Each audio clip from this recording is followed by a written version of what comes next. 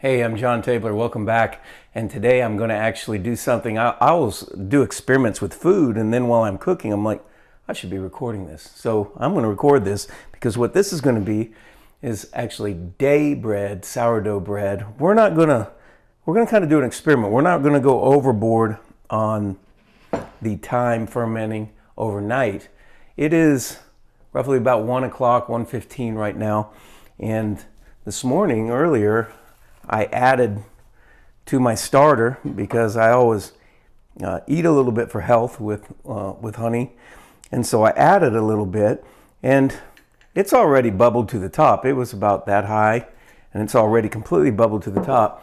So I thought, you know what I'm going to do is take some flour. This is freshly ground.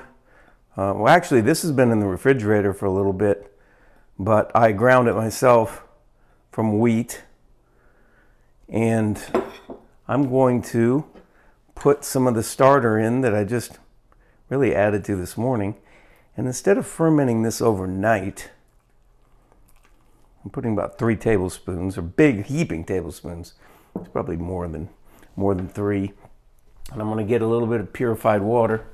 But instead of fermenting this overnight, what I'm going to do is just let it ferment for, I'd say, 8 hours, something like that, and then we'll bake it. We'll see how it turns out.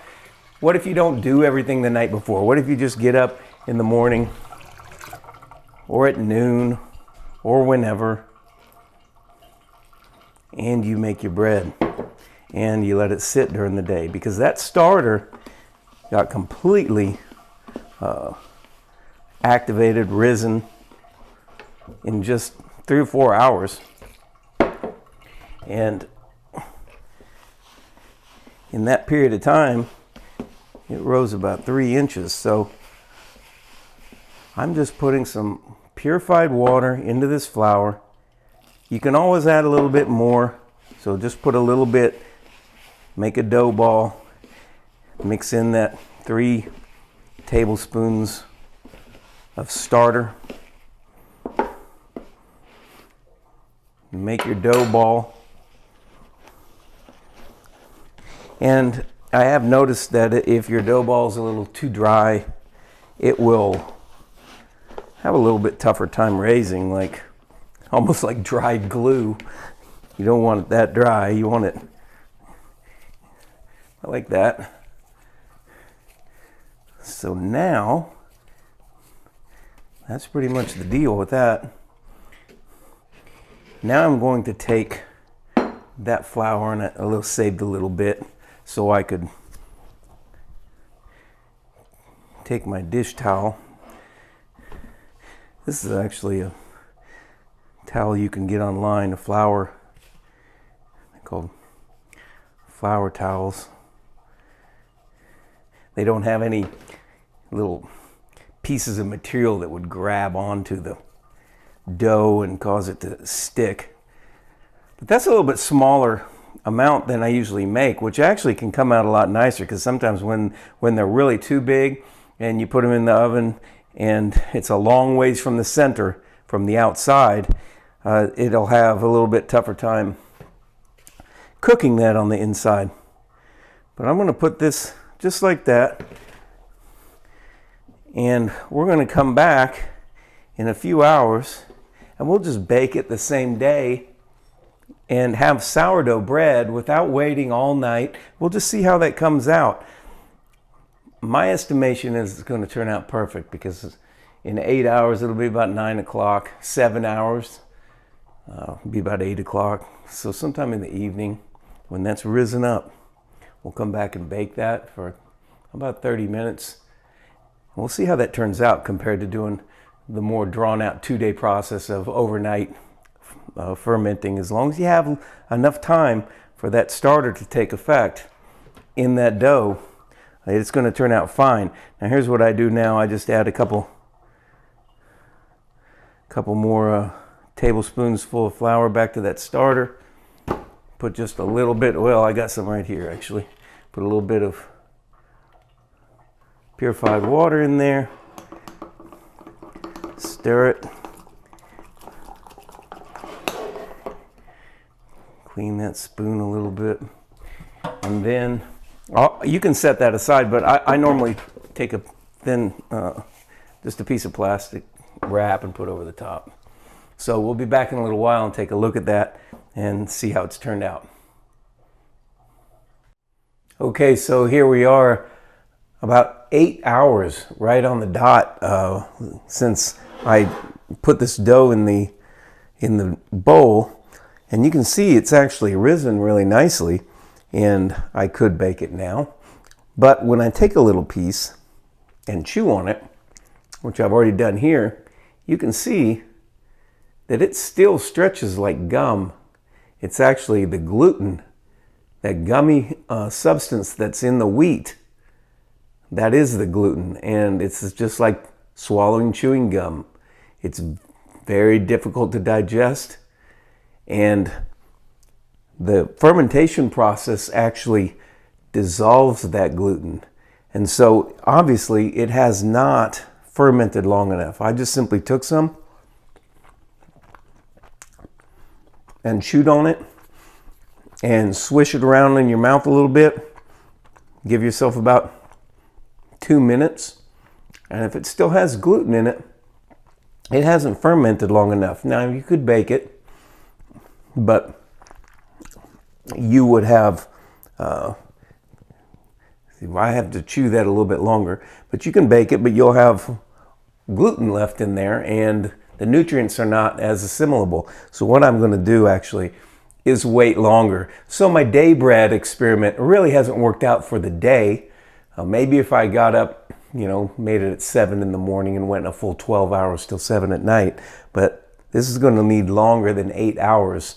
And you'll see when I come back that when I chew on some of that, at that point, that gluten will be completely gone. Now I'm gonna take a little bit more and just do a time cut of that, which is essentially what I did.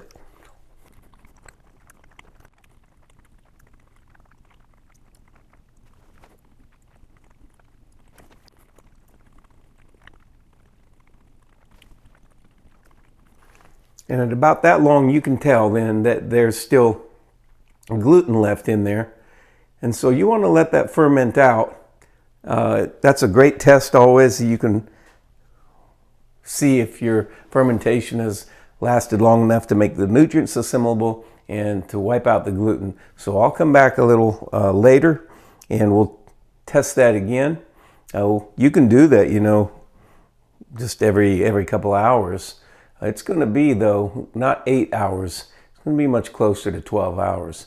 And so that's what happened right now. I'm not going to bake it. I could bake it and eat it, but I really want that gluten wiped out. So I'm going to wait a little longer and let that ferment, and then I'll show you how it actually wipes out the gluten, and then we'll bake it and enjoy the bread. I'll see you in a bit. Okay, we're back. And as you can see, it's light outside again. So this experiment didn't turn out to be day bread in one day. It turned out to be day bread overnight again, because what happened is I came back about 10 and a half hours into the fermentation, would have been about 11:30, and tested the dough, and it still had gluten in it. And so I didn't want to bake it then. I wanted to let it sit a little bit longer. Now, right now it's 1:30, so this is a 24-hour ferment, and it's not quite as high as it was, but when you put it in the oven, it will probably come back up again. But when I take some of the dough and chew on it, which I already have to test it, it just completely dissolves. The gluten is completely gone. So I'll just eat it. So, and you can do that. That's just as healthy for you. It's ground up wheat seeds that are fermented just like sauerkraut. Completely healthy for you. But the longer you let it sit, the more sour it gets. And that's the same with starter in a cup. So there's going to be a sweet spot, so to speak, with fermenting somewhere around that 10 and a half hours, a little bit longer. When it's a little warmer, it will ferment a little bit faster. But somewhere around 10 and a half hours to, I'd say, 12, 13 hours right in there. At 12 hours or 13 hours or 14 hours right in there, it's going to have dissolved most of the gluten, and any of the other will get warm and get dissolved to a large extent in the oven. But you'll have to go to your own liking, because the longer you ferment it, the more the gluten gets completely wiped out, but the more sour that it gets. So at 24 hours, you know, what I could do is I could put this in the refrigerator just like this, and it kind of slows everything at that point, and you can use it for pizza dough over the coming week, or anything that you want to make. But that is perfect. It doesn't have any really gluten I could find. I chewed on it and it just completely dissolved. I'll make a little cut on the side. I'm going to take the Dutch oven out. The oven's been preheated to 500. And this is a little bit smaller loaf than I normally do, which is going to cook really nicely. Just drop that in. Don't pick up the lid with your hand again. And we're going to put that in.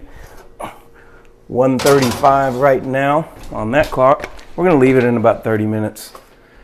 You can check it after 25. But this is kind of a to your own liking thing too, because you can take the lid off and make the outer crust a little crisper and also harder, or you can leave the lid on and finish it like that. But the main thing is you really got to find a sweet spot for where you like your fermentation. You want to, wipe the gluten out. 12 hours really is about the right amount to do that. And I always usually do about 12 hours or 15 hours. But I'll do another video and go ahead and just cook that bread at about 10 hours or 8 to 10 hours. And we'll see how it compares. We'll keep experimenting around and trying different things. This is day bread still, but it's the next day, but it's going to be good. So I'll come back and we'll see how it looks. Okay, we're back, and it's about 30 minutes right now. And so I'm going to take that bread out.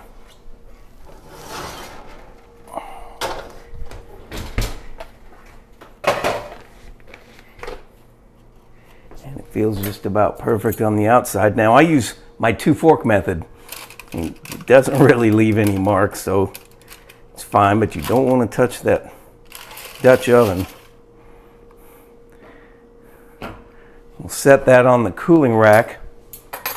If you don't have a cooling rack, you just use whatever you can. It just keeps the heat, lets the heat dissipate from the bottom a little quicker, and it cools down a little bit quicker. But we'll let that cool.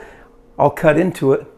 And one thing that you can always do is you can take a fork and stick into the middle, and if it has any dough that comes out on it that's still wet, then it probably needs cooked a little bit longer. But that looks pretty good, so we'll cut into it in just a little bit after it cools. Okay, so it's been a few minutes now, and that has cooled, so I'm going to take a cutting board and lay that on the cutting board, and let's cut into that and see what it looks like.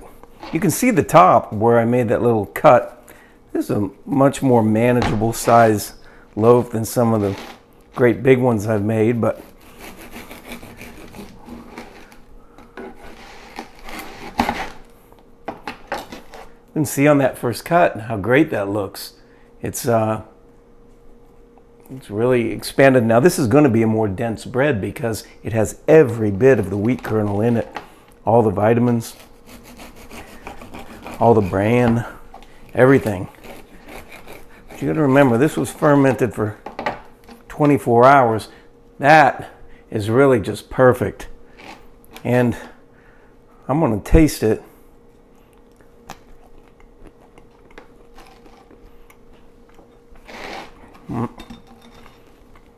It does not taste too sour. It tastes really good. Try a little bit of olive oil If you try this one, put some olive oil and then put some salt on it and take that bread with the full taste of all the grain goodness in it and dip that in olive oil. That's real bread. And you'll quickly realize you've never had real bread when you have that. The nutrients are there for your health and wellness. I can take one and do it after 8 hours and cook it, but we know that this one doesn't have any gluten left in it, and when that happens, that actually releases all the nutrients into your body because it breaks down the proteins in it and makes them assimilable into your body. And that is the process that was meant to be done to grains like this and barley and all the other grains that are grown like that. Once you have that, it's so good. And you know the nutrients that are in bread have just been removed from society. People think bread's actually not healthy and grains aren't healthy. It's because of yeast. You cannot use that and put into your bread. All it does is provide air, but it plants a fungus in the bread. And it not only doesn't do the process that allows these nutrients to be assimilable and wipe that gluten out, but it's actually not good for you. It comes from the mold and fungus family, and you're eating that and putting that in your body. It was never used in the past. It really wasn't even isolated to be used until right about 1900.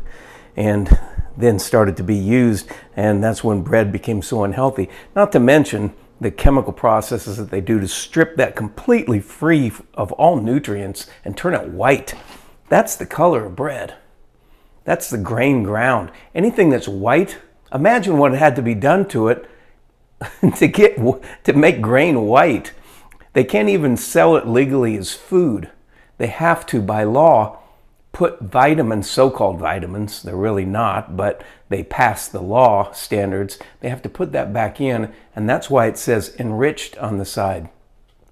Because they're required to do that, because they're not allowed to sell something as food when it's not food. So to call it food, they have to put that back in. Eat bread, eat for your health, eat for life. You're going to love this. I know this was a day bread that was meant to be in a few hours, but this took about, you could do it in 12 hours, 10 to 12 hours. So, if you make it at 7 in the morning, then you cook it at 5 to 7 at night. Really, it's 7 at night to have all the gluten completely wiped out. You're going to be fine, but it's going to need that long to have that process done to it. But once it's done, nothing better. Hit like and subscribe down below. I'll join you on some bread. Let me know in your comments down below how yours turns out, and I'll see you in the next video.